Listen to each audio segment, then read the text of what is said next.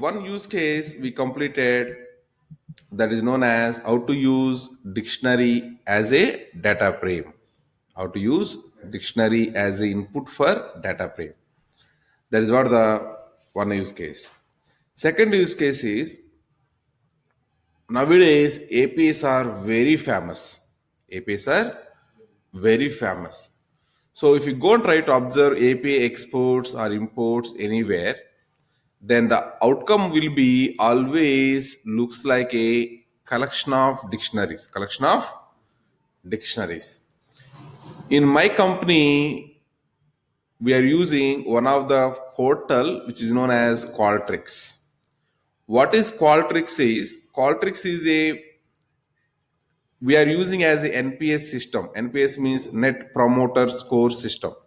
Once we provide the service to the customer is happy or not happy, we are getting the feedback from the Qualtrics.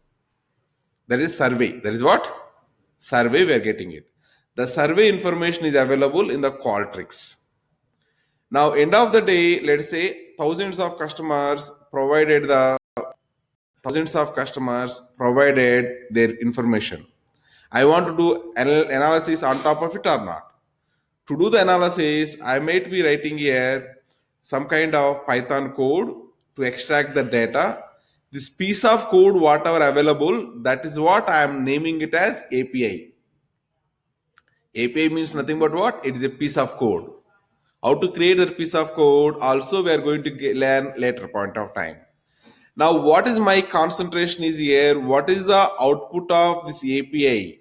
If you observe the output of API, this is how suppose it is available. It is a dictionary or not? It is a top level dictionary. And what is the key of this one? One is called as result, second is called as meta. Two keys are available. Inside the result, again, what is available? One more dictionary. And here we have the three keys are available that relevant something what is available? Values. So API allows even input as well as output both in the format of JSON file format. Okay, most of the applications people are developing using JSON file as a input of the API or JSON file as a output of the API. Again, JSON file, whatever we are seeing, this is called as JSON file. This JSON file is nothing but collection of dictionaries or not. It's a collection of dictionaries, or I can say nested dictionary. It's a nested dictionaries. Okay. Now, similarly, observe here. One more thing is available that is called as one more use case. Using dictionary, JSON files are created. If you go to the Google and just type here, JSON file, you just type it. Now we are getting here images. In the images, notice this. For example, this one I am trying to take it.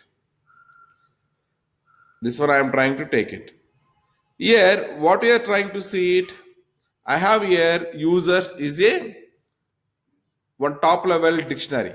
Inside that one list is available. Inside the list, what is available? Dictionary 1, dictionary 2, dictionary 3, a number of dictionaries are available or not.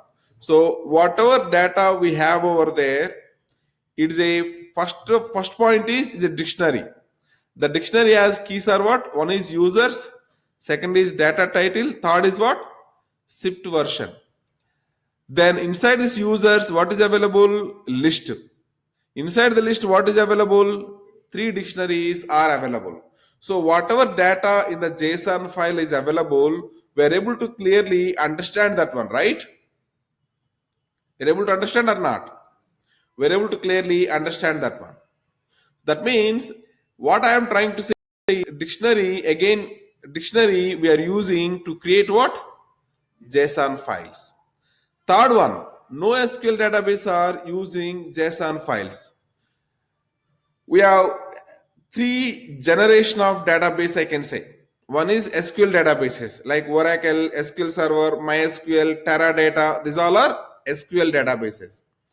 NoSQL database means not only SQL.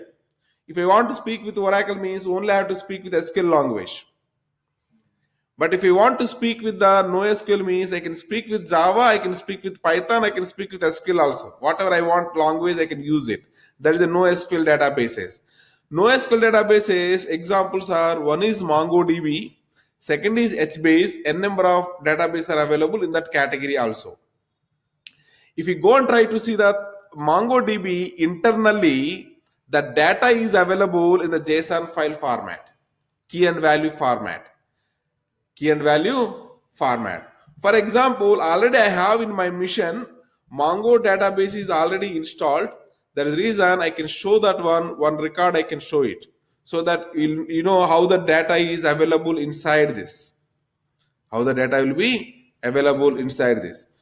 So it is opening. Now, okay. Meanwhile, let me complete my things. I said three types of database, right? One is SQL databases. Second is NoSQL databases. Third is we have the graph databases. Just now only it is trying to occupy the market. One of the graph databases you can go on, you can say as Tiger Graph is one of the graph database. What is that? Tiger Graph database. This is a graph database. Neo4j is one of the graph database. So three types of databases are available. Three types of databases are available. One is called as SQL databases. Second is called as NoSQL databases. Third is called as graph databases. NoSQL databases and graph databases both uses internally the dictionary behaviors. The dictionary behaviors uses. At least NoSQL databases are 100% depending on our dictionary behavior. So if you go and try to observe, by this time this Mongo is open. Still it is opening. Okay. Still it is opening. Okay, now it looks like it's open. I'm trying to connect here. There is an option called as connect. Then I have a lot of databases are available. It's trying to load those databases. I can take any one database. I can take it once it is open. Let us say I'm trying to take here one of the database that is called as 12 October 2019. Then I'm going for the customers. You see how the data is available inside this one. What is this called as in our case? Key. One is what? Value. This is what? Key. What is this? Value. If I want to go for export this one, collection, export the data. In the exporting the data, there is an option called as, what is this option? JSON. Did you notice now it is coming here? Curly brackets. Curly brackets means what? Dictionary. That means totally it is depending on our dictionary behavior or not. Once you know the dictionary perfectly, how to read perfectly, you can go and you can read Mongo also very easily. Mongo also very easily, because inside the Mongo the data is sitting in the form of what? JSON file format. JSON file is nothing but what? Collection of dictionaries. Collection of dictionaries. Okay, that's what the use case, what you need to understand about it. Even down the line, I will be using MongoDB in some cases. That is the reason I am expecting you to download the software community version and install the software. Okay, if window is hanging anywhere, then upgrade the PowerShell. Mostly it won't happens. If it happens, then upgrade the PowerShell. How to upgrade the PowerShell? If you don't know, in our Jupyter notebooks, there is a general folder. In the general folder, the same heading is available, upgrade PowerShell. You can follow that one. Next one is available, follow the tutorial to learn about MongoDB. Okay, and people who are very good in the SQL queries, they can easily convert SQL query into NoSQL query very easily by referring this article. There is a web page is available. You type SQL query, that is going to convert SQL query into, suppose, select star from EMP. How many people aware of this one? Everyone, right? If I click on this translate to Mongo, this is the way how we are going to write SQL language. This is a way how we are going to write the NoSQL language. So you write here SQL, automatically NoSQL will be generated for you, because most of the people are very good in SQL.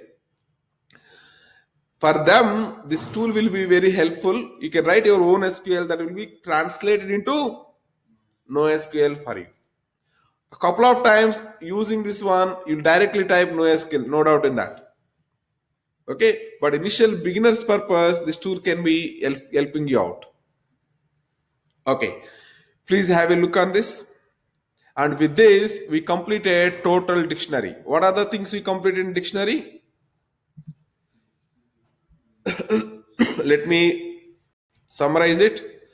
We got chance to learn about what you mean by dictionary, what you mean by dictionary syntax, how to create a simple dictionary, reading the dictionary values using keys, what you mean by nested dictionaries, what you mean by creating data frame using dictionaries, dictionary use cases we learned about it, like APIs, exports and imports, NoSQL database are using APIs like that.